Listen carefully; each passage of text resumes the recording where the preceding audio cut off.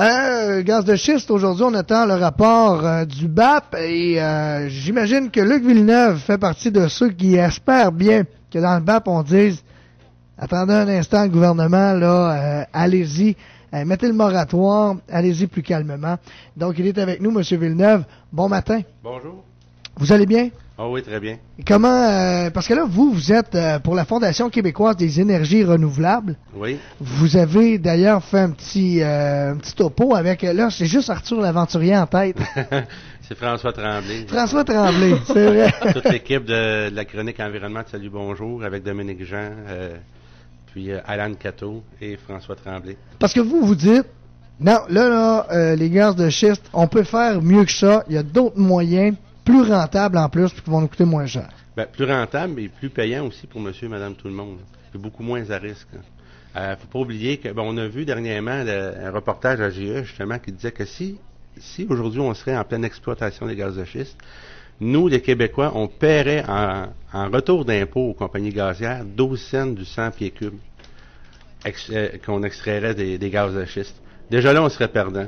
Parce qu'il faut pas oublier que tout le temps qu'ils sont en phase de forage, ça compte pour la recherche et développement pour les compagnies gazières. Ça, c'est des gros crédits d'impôt qu'ils reçoivent. Donc, l'argent qu'il y a à faire pour eux autres, c'est clair maintenant, c'est pas avec la vente des gaz, c'est avec les retours d'impôts qu'ils vont faire, puis ça coûte plusieurs millions de dollars. OK. Donc, c'est même pas nous autres qui vont faire de l'argent, là, non plus. Non, c'est pas nous autres. Il n'y a pas d'économie pour le Québec à faire là. Si on parle, on a un chiffre d'affaires de 60 milliards environ pour le Québec. Si on compare le Québec comme une business, si on veut, il y a 60 milliards de chiffre d'affaires, puis on consomme pour au-delà de 16 milliards en énergie fossile, 14 milliards en pétrolier qu'on laisse entrer ici dans le fleuve Saint-Laurent, puis 2 milliards de gaz naturel qu'on importe du côté de l'Ouest américain, par pipeline. Là, la solution, c'est quoi? La solution passe par où? La solution... La solution, il y a des énergies renouvelables, mais dans la magie de ça, des énergies renouvelables, c'est qu'il y a plusieurs solutions. Là, celle que j'ai faite la démonstration à la chronique environnement de Salut Bonjour, qui va passer ce jeudi matin à 8h15, et qui va être disponible sur Internet par la suite, là, si vous voulez écouter le show du matin. Oui, vous allez pouvoir continuer de nous écouter, puis aller sur Internet dans la journée. On rentrera pas en compétition. Non. Celle que j'ai démontrée, c'est dans un atelier bien ordinaire, c'est de la gazéification de granules de bois. J'ai utilisé la granule de bois parce que c'était facile pour moi à voir, mais tout ce qui est biomasse forestière, des copeaux de bois, les feuilles mortes, des branches qui viennent de l'élagage des arbres. C'est facile, là. C'est facile. On prend. Okay, ça donne quoi? Ça donne une huile, ça donne un gaz, ça donne... Pour simplifier la chose, là, c'est en physique, la matière peut être à 3 états différents. Par exemple, de l'eau. De l'eau entre 0 et 100 degrés, c'est de l'eau liquide. Bon, liquide, solide, gazeuse. Ça devient solide en bas de 0 degrés. Elle devient sous forme gazeuse, en vapeur, en haut de 100 degrés Celsius. Mais c'est la même chose pour ce qui est, par exemple, du bois, mais dans des conditions différentes. On parle de 800 degrés Celsius. À ce moment-là, le bois se transforme sous forme gazeuse, comme une vapeur de bois. Et c'est le même genre de gaz que dans le gaz de schiste a été en partie. Un coup que c'est filtré, c'est aussi explosif et inflammable que le gaz de schiste. Donc, c'est bonne nouvelle. Puis la partie liquide, il y a une partie liquide aussi qui sort de la machine, qui peut être raffinée puis faire carrément du biocarburant. J'en ai fait la démonstration à la télévision ce jeudi. On n'est pas supposé, le bois n'est pas supposé être un polluant incroyable, parce que là, on nous demande quasiment d'enlever nos poêles à bois là, des maisons. Oui, ce qui est à faire, attention, les poêles à bois, là, souvent on voit la grosse boucane, puis tout ça, c'est les particules libres qui sortent de là. Souvent, les gens ils ont tendance à vouloir ménager le bois, si on peut dire, en privant le feu de son air. À ce moment-là, ça crée des gaz, justement, qui sont imbrûlés, qui s'échappent par la cheminée et c'est un gaz à effet de serre assez puissant. Donc, faut laisser de l'air au feu. Faut pas ménager le bois dans le sens pour étirer trop la combustion. En plus, ça encrasse les cheminées, des choses comme ça. Mais le bois, lui, ça, on parle du gaz à effet de serre le plus puissant que le gaz carbonique. Le gaz carbonique a été absorbé pour la croissance de l'arbre, par la photosynthèse, par exemple, il y a 40 ans. Quand on le rebrûle, ce carbone-là retourne tout simplement à la nature. Donc, c'est un cycle qui est normal pour la nature.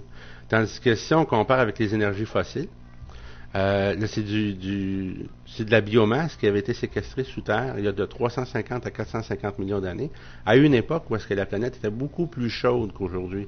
Il n'y avait pas de bébites à 2 pattes, pas à 4 pattes comme aujourd'hui.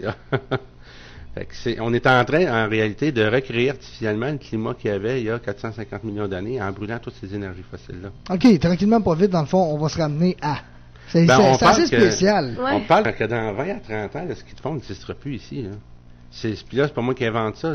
On en a parlé pendant le Carnaval de Québec avec la Fondation David Suzuki. C'est du concret, là. Puis on le voit que les hivers changent. Moi, j'ai juste 41 ans.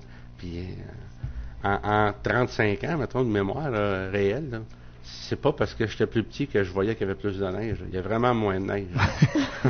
On le voit. On est témoin de ça. On y a goûté un peu là, au cours des dernières années quand même, mais c'est beaucoup plus en dents de scie. Tu sais, des hivers avec presque pas de neige, après ça beaucoup de neige. C'est ça. Ou sinon, on peut parler de bouleversement. Il fait froid ou est-ce qu'il faisait pas froid d'habitude? Ouais, des courants... ou les pointes, chaud-froid, qui on change de jour en jour. Oui. On part avec du chauffage le matin pour l'air climatisé à midi. Là. Au niveau, bon, vous me parlez de ça, là, de faire prendre mes copeaux de bois, bon, les feuilles et tout ça. Je pourrais même le faire chez nous, mais vous, le but, c'est pas que chacun ait sa petite machine à la maison, là. Non, du tout, là. C'est de démontrer, là, le principe, là. Ça serait d'implanter des centrales. Ça coûterait cher, là. Ben, moins cher que de faire un forage de gaz de schiste. Mais comment on l'alimenterait, cette centrale-là? Tout le monde va porter ses feuilles mortes quand j'ai un bout de bois? Non, ben là, à ce moment-là, avec les municipalités, il y a déjà un triage qui se fait. Par exemple, si on prend... moi, je demeure à Saint-Victor. J'ai déjà eu à aller porter du bois de démolition à Beauceville. Ça s'en va tout dans le même conteneur. Ce qui est contenu dans ce conteneur-là peut tout simplement être déchiqueté et alimenter une machine comme celle-là. OK. Toutes les terres agricoles qui sont présentement quasi abandonnées parce qu'il n'y a plus rien à faire avec. Là. Bon, je dis pas de prendre une terre agricole qui a déjà des céréales de cultiver pour pas enlever l'alimentation, mais des terres qui sont rendues inutiles, qui sont en train de tomber en friche. Ben, à ce moment-là, les propriétaires de ces terrains-là pourraient devenir des énergiculteurs, tout simplement, en plantant des plantes à haut rendement. Par exemple, le panique érigé qui prend facilement 6 à 7 pieds de haut en une seule saison. Donc, tout de suite à l'automne, on a déjà une récolte. C'est pas d'entretien. Là. On plante ça au printemps, on récolte à l'automne. Puis après ça, on peut alimenter la centrale avec Exactement, ça. Oui. OK, je comprends. C'est un exemple comme celui-là, là, ou du nettoyage dans le bois, ou l'élagage des arbres. Là. Il y a des camions et des camions qui se remplissent à tous les jours avec les compagnies d'élagage. Avez-vous fait des estimés de combien ça pourrait coûter à la société de faire? Parce qu'après ça prendrait peut-être des petits pipelines pour amener ça dans les maisons. OK. Ben là, le projet qui est retenu présentement, on peut pas trop parler des détails de ce qui s'en vient. Il y a de quoi qui s'en vient là-dessus.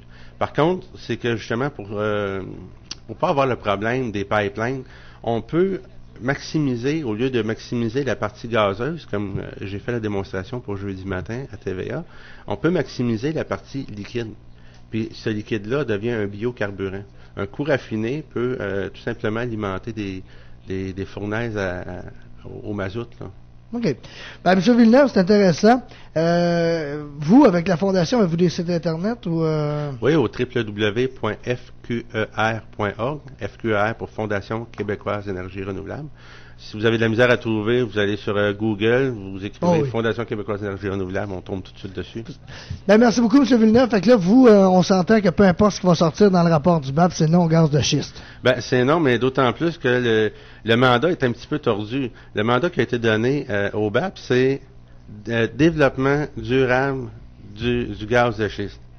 Mais je dis tordu parce que du développement durable exclut toute énergie fossile. Gaz de schiste est une énergie fossile. On a essayé de nous en passer une petite vite, je pense, en voulant associer le mot développement durable avec gaz de schiste. OK, puis ça peut pas marcher, c'est le mandat, ben, c'est pas est-ce qu'on le fait ou on le fait pas. C'est on le fait, mais de quelle manière? Mais sans être trop cru, est-ce qu'il y a une manière correcte de s'empoisonner? Et voilà. Merci beaucoup. Merci beaucoup de l'invitation. Luc Villeneuve, donc voilà, vous allez pouvoir retrouver, entre autres, sur Internet, un peu plus tard cette semaine, la chronique environnement, donc encore une fois, son nom m'échappe. François Tremblay. François Tremblay, tabarouette. Donc, voilà. Arthur l'Aventurier, ça colle. Mais pas François Tremblay. Non, François Tremblay, ça a pas mal plus de misère. Donc, voilà, sur les énergies alternatives, gaz de schiste, là, qui a pas fini de faire parler.